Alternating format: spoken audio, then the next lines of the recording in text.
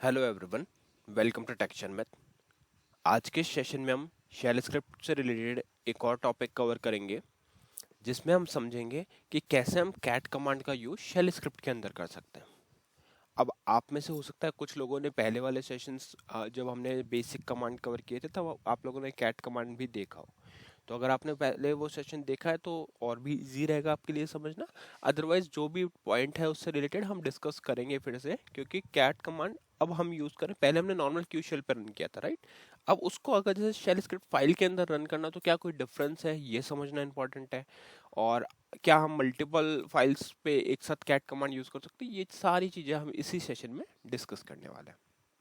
चीज़ों को इजी रखने के लिए सबसे पहले रिक्वायरमेंट समझ लेंगे। रिक्वायरमेंट समझेंगे और हमें उस एग्जाम्पल के लिए, जो भी एग्जाम्पल हम आज के सेशन में कवर करने वाले हैं, उसके लिए कुछ डेटा चाहिएगा, कुछ फाइल चाहिएगी, है ना। तो उन फाइल को मैं आपको दिखाऊंगा, उन फाइल के अंदर क्या डेटा स्टोर्ड है वो दिखाऊंगा। और फिर रिक्वायरमेंट समझने के बाद में हम एक स्क्रिप्ट लिखेंगे। स्क्रिप्ट बहुत ही सिंपल है, स्क्रिप्ट में आपको कोई भी प्रॉब्लम नहीं आएगा। जस्ट 2 लाइन्स की स्क्रिप्ट रहेगी और उससे आप अपना काम कर पाओगे, राइट। पर समझना इंपॉर्टेंट क्या है, कैसे वर्क हो रहा है, क्या ऑर्डर में डेटा आ रहा है, कैसे, क्योंकि ये सब चीज़ें बेसिक बेसिक प्रोजेक्ट टाइम पे बहुत हेल्पफुल हो सकती है, अगर आपको सारे सिनेरियो एटलीस्ट एक बार आपने सुने हुए हैं तो भी। ठीक है, तो वही आज का मेन अपना टारगेट रहेगा कि हम कैसे कैट कमांड का प्रॉपर यूटिलाइजेशन कर सकते हैं शेल स्क्रिप्ट के अंदर, वो हम इस सेशन में देखने वाले हैं। स्टार्ट करते हैं प्रैक्टिकल थिंग। सबसे पहले मैं आपको वो फाइल्स दिखा देता हूँ जिनको हम यूज़ करने वाले हैं डेमो के लिए। ठीक है, तो यहाँ पे लिखेंगे वर्क LNK, एंटर। अब मैंने जैसे ही वर्क LNK किया तो यहाँ पे work with object link screen open हो गया। इधर हमारे पास कुछ फाइल्स हैं ऑलरेडी क्रिएटेड। ठीक है, तो इन्हीं में से कुछ दो फाइल हम पिक कर लेंगे। तो अगर मैं आपको फाइल्स दिखाऊं यहाँ पे, हाँ, तो एक तो हम फाइल पिक करेंगे abc.txt, क्लियर। और एक हम पिक करेंगे XXY.txt। दोनों का एक बार डेटा देख लेते हैं, जिससे हमारे को और क्लैरिटी आ जाएगी कि क्या फाइल हम यूज़ कर रहे हैं। तो abc.txt पे मैंने ऑप्शन 5 लिया। यहाँ आप देखोगे हमने टेस्टिंग रो 1 से लेकर टेस्टिंग रो 25 तक कुछ सैंपल डेटा स्टोर करके रखा है। इस फाइल का एक्चुअल पाथ क्या है, /home शर्मेट abc.txt। ठीक है, तो ये तो क्या कर दिया हमने, सिर्फ एक फाइल में सैंपल डेटा था उसको स्टोर करके रख दिया।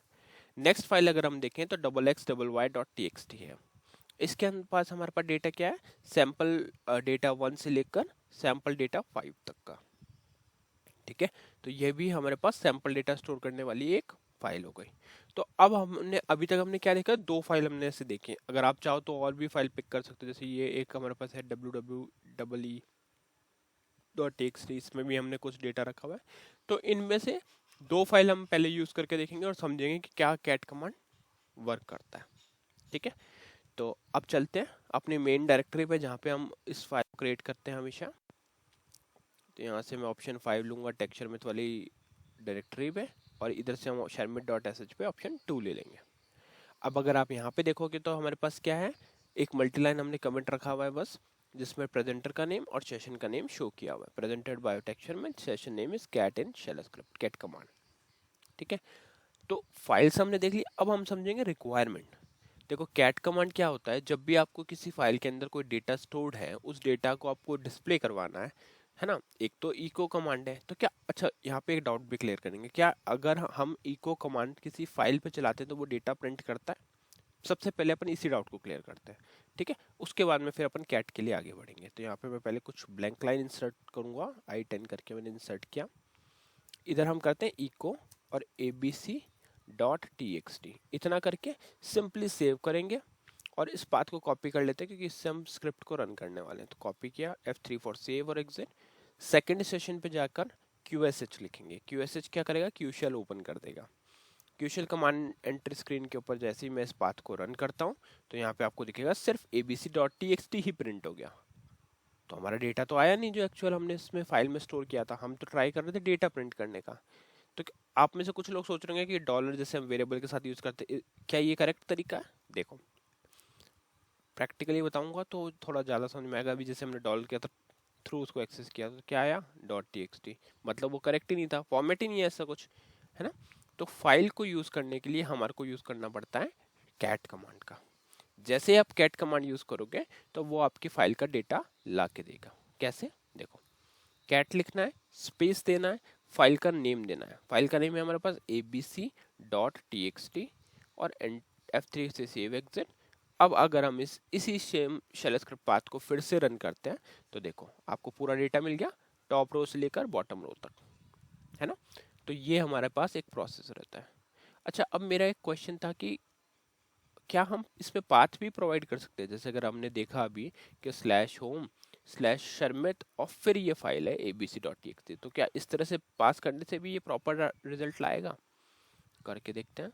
सेव किया तो देखो सेम आ रहा है, मतलब ये भी करेक्ट वे है। इवन यही करेक्ट वे है। हमेशा कैट या कोई भी कमांड आप रन करते हो तो उसका प्रॉपर पाथ आपको वहां स्पेसिफाई करना चाहिए, क्योंकि उसी पाथ के बेसिस पे इवन कोई और डेवलपर भी उस कोड को देखता है, उस स्क्रिप्ट को देखता है, तो उसको क्लैरिटी मिलेगी कि कौन सी फाइल कहाँ पर स्टोर्ड है। अदरवाइज लेकिन हमें पता है कि कहाँ से बाय डिफॉल्ट डेटा पिक होता है /home/share में, जो होम डायरेक्टरी रहती है, बट फिर भी हमेशा यही रिकमेंडेड रहता है कि आप उस पाथ को यहाँ पे पुट करो। ठीक है। अच्छा, अब क्या ये भी केस सेंसिटिव कमांड है? अगर मैं इस कैट को इस तरह से कैपिटल में लिखता हूँ तो क्या ये वर्क करेगा या कुछ एरर देगा? देख लेते हैं। नहीं, यहाँ पे ये प्रॉपर वर्क कर रहा है। ठीक है, बट फिर भी एक बेटर हैबिट यही है कि आप हर कमांड को स्मॉल में लिखो, क्योंकि अभी हमने जैसे काफ़ी टाइम देखा कि बहुत से वेरिएबल्स कमांड्स ऐसे होते हैं, स्पेशली वो वेरिएबल्स के केस में होता है। वेरिएबल्स क्या रहते हैं, केस सेंसिटिव रहते हैं। कमांड्स में आपको कोई इशू नहीं होगा, आप कैपिटल भी डालो, बट फिर भी यही रिकमेंडेशन रहती है कि आप हमेशा स्मॉल केस ही यूज़ करो। ठीक है, तो ये तो हमने देख लिया एक इसका एग्जाम्पल। सेकेंड एग्जाम्पल हम देखेंगे कि अगर हमने यहाँ पे cat/home या इस तरह से डायरेक्टली हम दोनों तरह से लिख सकते हैं। कॉपी करके इसको यहाँ पे हम लिखते हैं और फाइल का नेम चेंज कर देते हैं XXY.txt। तो क्या ये दोनों फाइल का डेटा लेके आएगा या सिर्फ जो पहली कैट कमांड है उसके लिए लाएगा? देखते हैं। F3 क्या, सेव एग्जिट, सेशन बी पे जाके इसको करेंगे F9 और हमारे पास डेटा आ गया। ठीक है, फर्स्ट सैंपल डेटा यहाँ तक आया और सेकेंड सैंपल डेटा यहाँ तक आ गया, मतलब ये प्रॉपर वर्क कर रहा है। अच्छा, अब मेरा एक क्वेश्चन है कि instead of writing two commands two time, है ना, हम क्या कर रहे हैं, दो बार कमांड को लिख रहे हैं, क्या हम दोनों को एक साथ मर्ज करके भी ला सकते हैं? क्योंकि अगर ऐसा पॉसिबल है तो फिर वो तो बहुत ही ऑप्टिमाइज भी हो जाएगा, राइट। तो देखते हैं, यहाँ पे हम इसको हटाते हैं, कैट लिखा हुआ है, इसके जस्ट बाद में एक और डाल देते हैं। ठीक है, और अब इसको ट्राई करते हैं रन करने, क्योंकि अगर इस केस में ये ले आता है तो आपने देखा अभी कि हमने पहले दो कमांड रन करी थी, अब सिंगल कमांड ही ये डेटा लेके आ रही है। इसका मतलब कैट कमांड जो है वो आप इस तरह से भी यूज कर सकते हो। एक कमांड, पहले फाइल का पाथ, सेकेंड फाइल का पाथ। अच्छा, अब एक और क्वेश्चन है कि क्या थर्ड फाइल भी यहाँ पे आ सकती है, देख लेते हैं। तो यहाँ पे हमारे थर्ड फाइल का नेम था www.ee। ठीक है, F3 सेव और एग्जिट, सेशन बी पे जाओ और F9 से इसको रन कर दो। तो बिल्कुल परफेक्टली ये तीनों फाइल का डेटा पिक करा। कहाँ से? यहाँ से हमारा आउटपुट है, टेस्टिंग रो 1 से लेकर 25 तक इसने पहले प्रिंट किया, फिर सैंपल डेटा 1 से लेकर और यहाँ तक इसने प्रिंट किया सैंपल डेटा 5 तक, और उसके बाद में ये सैंपल डेटा 1 से 5 सेकेंड जो हमारी फाइल थी वहाँ से आउटपुट हमें मिल रहा है। इसका मतलब ये क्लियर है कि आप कैट कमांड मल्टीपल फाइल्स के ऊपर भी यूज कर कर मल्टीपल फाइल का डेटा ला सकते हो। ठीक है, तो I think cat command already हम जैसे पहले भी डिस्कस किए थे, और अब हमने कैट कमांड को शेल स्क्रिप्ट फाइल में भी देख लिया कि कैसे ये चीज़ें वर्क करती है। तो आई थिंक अब ये क्लियर हो गया होगा आप लोगों को, है ना।